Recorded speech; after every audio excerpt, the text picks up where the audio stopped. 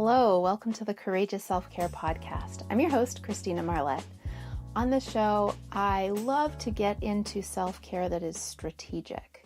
I love to give you tools and tips and self-care solutions because I've noticed that the general perception out there when I'm working with clients and giving talks and that kind of thing is that self-care is this vague idea. And everyone knows that it would be a good idea to implement it. And then it's just this vague idea. And people are wondering, how do I take the next step? Or I'll just put that on the back burner. I know I should do it. I know I should I should take care of myself before I can take care of others. But I'm just so busy and I have to take care of all these people and all this stuff. And I'm the one who does it all. And I do it the best. So really, I should just keep on doing it. No, we want to get into self-care that is easy to implement on a regular basis, as in every day, several times, and it's not the self-care that has been given to us by the media or even by the health, the medical community. Self-care is so much more, and that's why I've developed 12 courageous self-care skill sets that are very simple, straightforward, easy to implement. They don't even take extra time. It's about shifting some of the habits and thought practices and mindsets that you currently have. So it's totally doable. Today, I am broadcasting to you from the very glamorous sound studio in my condo, also known as the laundry/storage room. So before me, I see dirty laundry, a washing machine, the vacuum, all of our sports equipment, and usually I've discovered that my car is a fantastic recording studio, but today it is out and about with my husband, so here I am. This is the glamorous life, #real life of a podcaster. It's just good sound in here, so I hope that is coming across for you. I wanted to give you a little insight into where I am. Okay, so what I want to share with you today is 3 lessons that came out of a story from my 3-year-old niece earlier this week. So maybe it was just yesterday. Yeah, yesterday. Goodness. I was at my kids' track meet all day out in the sun, cheering and supporting, visiting with other moms. And my parents came to support my kids, and my sister and her daughter showed up. So it was a lovely day. And then afterwards, I heard that from my mom that my sister had taken her daughter Eliana, to gymnastics. And they had already been at the track meet, and then they had ridden their bikes to the gymnastics place. And during one of the stations, Ellie said, she laid down at the station, she said, "I'm so tired." I think so that's the story. It is like my laundry room, not a glamorous story. But I do want to unpack why this is some serious self-care in action and why there is so much for us to learn from my very smart little niece. First lesson. What I love about what Eliana did is that she listened to her body. As adults, we have been conditioned to push through injury, through illness, through to suppress emotions, to not let other people know what's going on, and to just force through things. Our bodies are wonderful messengers. They give us so much great information. What Eliana did is that she listened to her body. She was tired, and she didn't think twice about it. She laid down and had a little rest. I think if we could do that more as adults, rather than, when we're sick, our body is giving us a message to slow down. If we ignore it, our body will speak louder and louder until we get the message. For many people, this ends up looking like flat out in a hospital bed, incapacitated, so that rest is the only option. But before that, our body whispers to us. It is a very useful practice to rest when you're tired. What could the rest look like? Well, There is a great practice that I used so much as a new mom for my second child. I didn't know about it for the first one. And it is 20 minutes of Shavasana. So the pose you take at the end of yoga, where if you're not familiar with it, you lay on your back, your arms at your sides, feet spread out a little bit, and eyes closed, and you just rest for 20 minutes, ideally. 10 minutes also works well. And even though my son was little, when I was doing this, I would say, Mommy needs a rest. And I would get him set up to do something fun, like play in the backyard, or give him some books to read, or color. And I would do this Shavasana. It's also known as Yoga Nidra. Here's the amazing thing about this practice. It is, as I've heard, that it is as effective as 6 hours of sleep. So all you need to do is take 10, ideally 20 minutes, and it will be like you've had a 6-hour sleep. Amazing, right? And it doesn't take all that long. Now, maybe you're not in the position to be able to do that in the middle of your workday, or that doesn't work for you. What else could you do? To rest, you could also do a couple of stretches. You could take some very deep breaths. I remember one year when my husband and I were landscaping, it was the most exhausting physical work I have ever experienced. And we were tired every day, especially me, going out to do the landscaping. I was tired during it. I was tired after, and I didn't know all these practices. But I did discover that if I took 8 really deep breaths, I would get dizzy, but then I would feel invigorated. So no matter where you are, what you're doing, I know you can take 8 deep breaths. And the reason that I got dizzy is because I was giving so much oxygen to my brain and to my body that it was craving that I got dizzy. But then that quickly went away. So I do recommend breathing in through your nose and out through your mouth.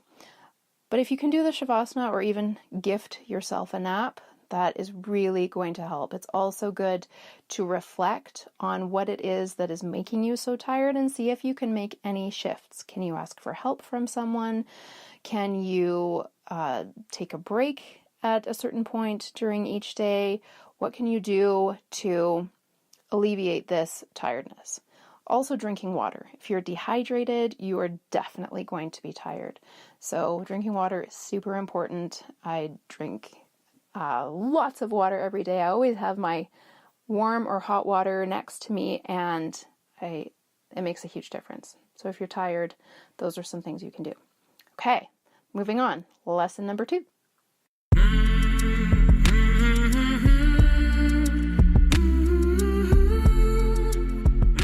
The next thing that was really valuable, that is valuable to unpack from Eliana laying down at gymnastics, is that as a 3-year-old, she did not care what other people thought about her. Isn't that amazing? That is such a valuable lesson to learn from little kids, because that little kid is there inside of you, your inner child, as it's known in many healing circles. And that inner child is still available. If you can tap into that energy, that part of you is still alive. So a 3-year-old blissfully is ignorant of what other people think. I know that if I was at a gymnastics class and I was tired, I would definitely not lay down, because there would be the concern of, what are other people going to think of me? In some areas of my life,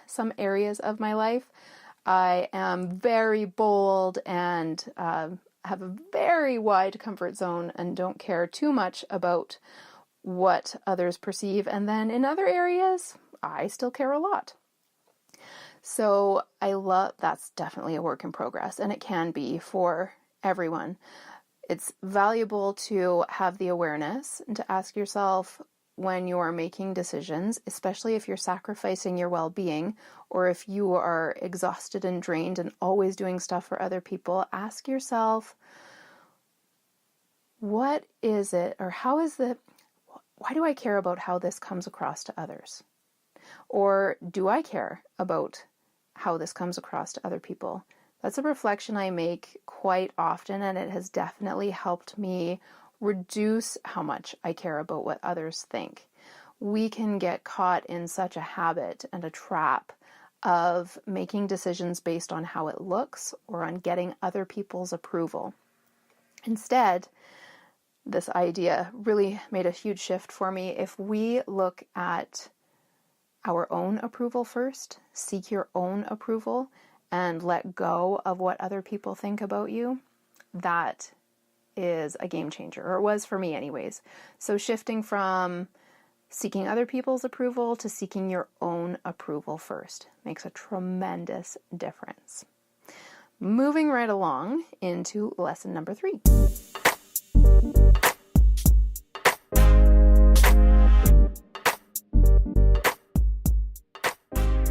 The third thing that I love that my niece did is that she spoke her truth.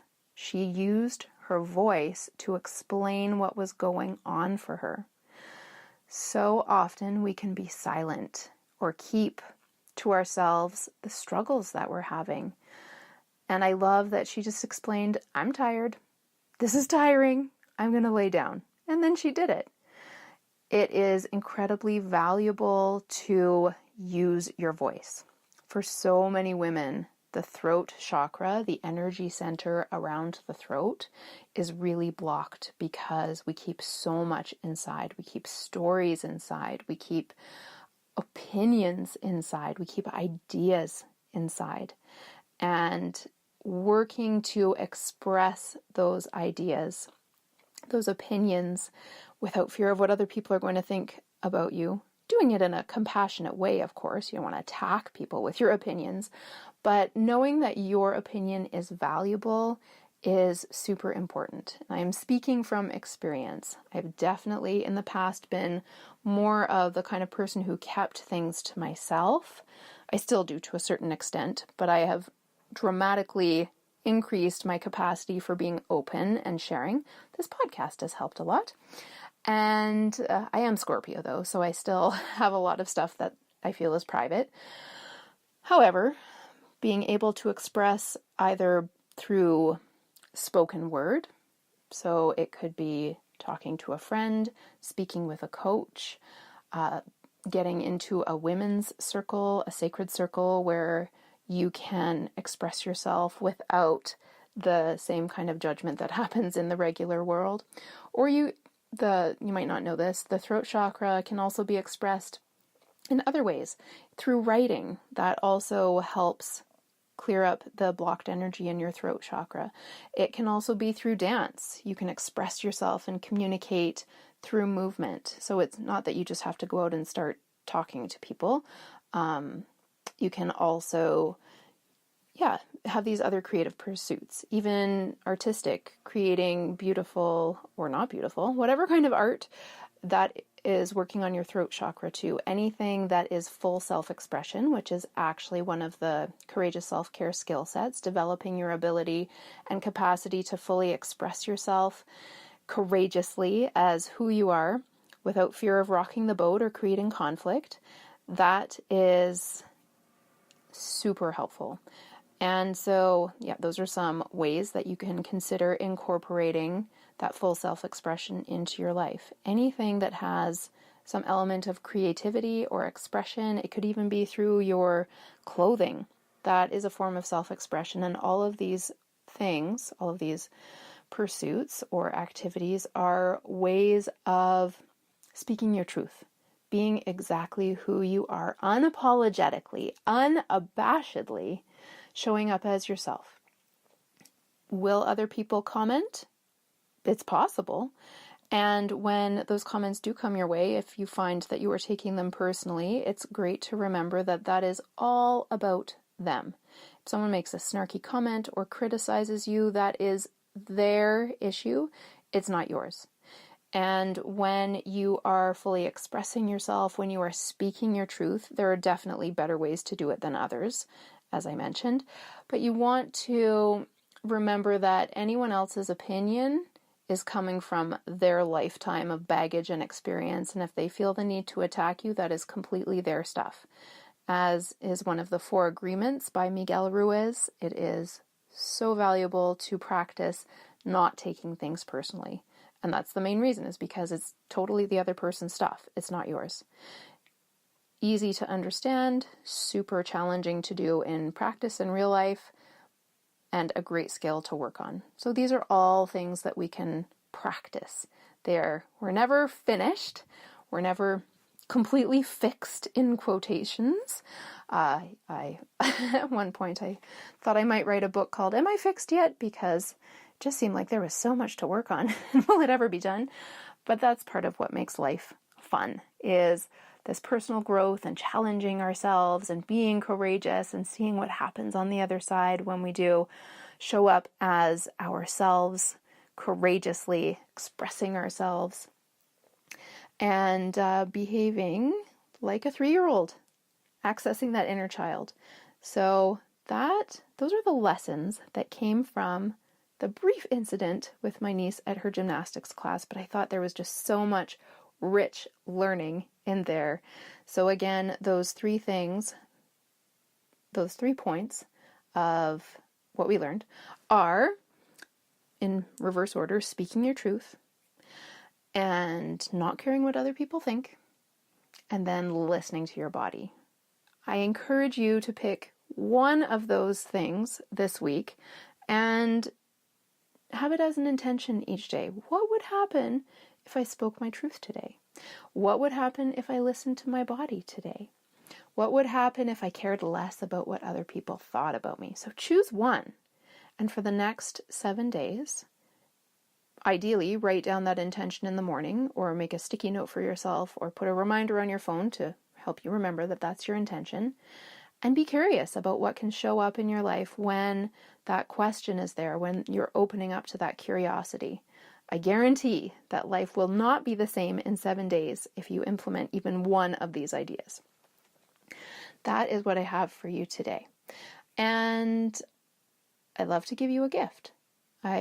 Last week, while I was speaking, doing this podcast, out of my mouth came this new resource that I had not yet created. And so then instead of my podcast taking an hour to prepare, it took 4 hours because I had to create this new resource that I said I had available. So I would love to share that with you again. It is, what is it called? It is the Self-Care Action Guide. Yeah. And it gives you some very straightforward, easy to implement steps on how to start practicing courageous self-care, in particular, stuff that makes you really happy.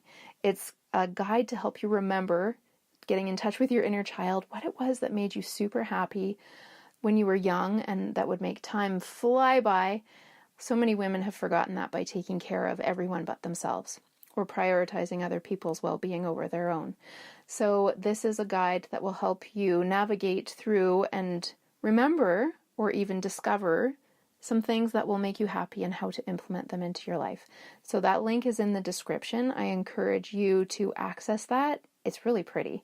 I like things to look nice and bright and inviting. And there's even stuff you can print off and post that will help you get into these new habits of courageous self-care. So that is not just this vague idea. It is something that you are conscientiously incorporating into your daily life. The reason we want to do that is because imagine a world where women are feeling fulfilled and satisfied and happy, and yet at the same time still in tune with their desire and their passion and their purpose. And so there is this beautiful interplay between, yes, I am so grateful for everything I have, and oh, I'm so excited for this idea, and I have this, and I'm courageous enough to take the action for it and make my life better and better. Imagine a world where all women were doing that.